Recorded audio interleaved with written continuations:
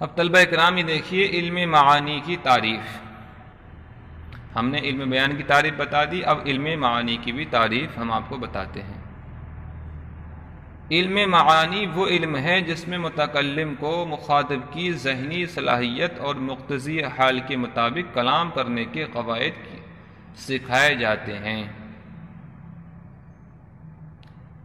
علم معانی جس میں متکلم کو مخاطب کی ذہنی صلاحیت، جو متکلم بات کر رہا ہے وہ مخاطب کی ذہنی صلاحیت کو سمجھے۔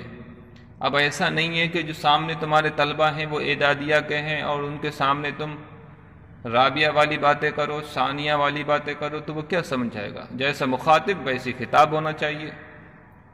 تو علم معانی وہ علم ہے جس میں متکلم کو مخاطب کی ذہنی صلاحیت اور مقتضی حال کے مطابق کلام کرنے کے قواعد سکھائے جائیں۔ جو کلام مقتضی حال کے مطابق ہو جائے، یوں سمجھ لو وہی علم معانی ہے۔ نیز کسی عبارت سے حقیقی معنی کے علاوہ وہ قرائن اور سیاق و سباق جو اور معانی مفہوم مستنبط ہوتے ہیں ان کی تشریح کی جائے، جیسے کہ پروردگار عالم کا جو کلام ہے بہت زیادہ فصیح و بلیغ ہے، آپ اس میں سے آپ کیا نکالیں؟ نقوش نکالیں، اور آپ اس میں سیاق و سباق کو بتائیں، اور جو معانی اور مفہوم مستنبط ہوتے ہیں ان کی تشریح کی جائے، تو یہی علم معانی ہے۔ تو ہم نے آپ کو تینوں علوم کے بارے میں بتا دیا۔ مطلب یہی ہے کہ جس سے مخاطب کو کوئی ذہنی فائدہ پہنچے تو وہ ہے بلاغت۔ اب آپ نے جب علوم بلاغت آپ نے پڑھ لیا، تین ہیں، علم بیان، علم معانی، علم بدیع۔ اب آپ طلبہ کرام یہ بھی سمجھ لیجئے کہ علم بلاغت کا اب لغوی معنی کیا آتا ہے، علم بلاغت کا اصطلاحی معنی کیا آتا ہے۔ تو طلبہ کرام، فصاحت کا لغوی معنی ہوتا ہے ظاہر ہونا، واضح ہونا۔ جس طرح کہا جائے افصح الصبی فی منطقہ، بچے نے اپنی بات واضح کی۔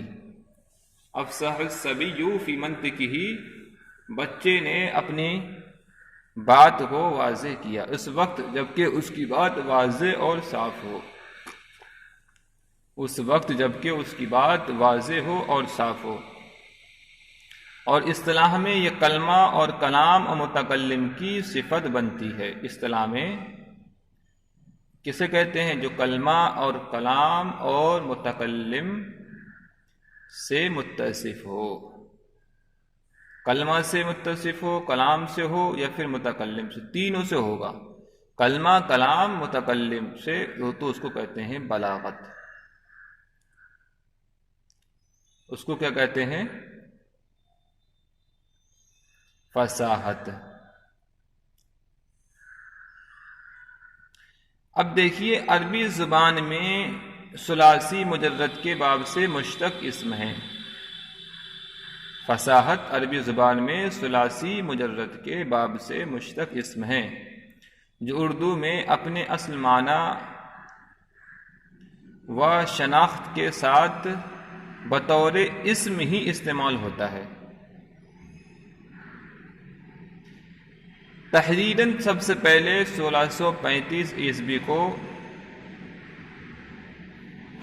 جب اس میں استعمال ہوا تو یہ خوش بیانی کے لیے، خوش کلامی کے لیے، پرکشش انداز بیان کے لیے، گفتگو کے لیے یہ استعمال ہوا۔ تو اب آپ نے اس کا مادہ بھی دیکھ لیا فصاحت کا، یہ ثلاثی مجرد کے باب سے مشتق اسم ہے، جو اردو میں اپنے اصل معنی و شناخت کے ساتھ بطور اسم ہی استعمال ہوتا ہے۔ فصاحت اسم کے معنی میں استعمال ہوتا ہے، لیکن تحریراً سب سے پہلے 1635 عیسوی کو اس میں مستعمل ہوتا ہے، تو فصاحت میں مستعمل ملتا ہے۔ خوش بیانی، خوش کلامی، پرکشش انداز بیان، کلام و گفتگو کی سلامت و لطافت کلام، یہ بات آپ نے اتنی سمجھ لی۔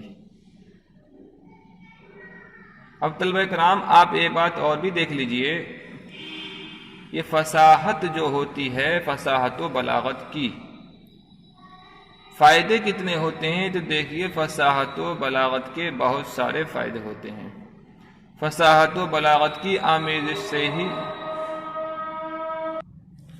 دیکھیے فصاحت و بلاغت کا طلبہ اکرام بہت ہی زیادہ فائدہ ہے۔ فصاحت و بلاغت کی آمیزش سے ہی اچھا شعر یا اچھا ادب تخلیق کیا جا سکتا ہے۔ حالانکہ ہر انسان اپنی بات کو دوسروں تک پہنچانے کی ہر ایک ممکن کوشش کرتا ہے، لیکن یہ ملکہ کسی کو ہی حاصل ہوتا ہے، وہ کچھ بیان کرنا چاہتا ہے، وہ اتنا پرکشش اور واضح ہو کہ جس سے تحریر و تقریر میں اثر پیدا ہو جائے۔ جیسا کہ غالب نے اچھے شعر کی تاثیر کے بارے میں کہا ہے، دیکھنا تقریر کی لذت کو جو اس نے کہا، میں نے یہ جانا کہ گویا یہ بھی میری دل میں ہے۔ بہرحال میں نے آپ کو بتا دیا فصاحت کا جو لغوی معنی آتا ہے ظاہر ہونا، واضح ہونا، جیسے کہا جاتا ہے افصح الصبی فی منطقہ، اور اصطلاحی معنی میں یہ وہ اس کو کہتے ہیں جو کلمہ کلام اور متکلم سے متصف ہو۔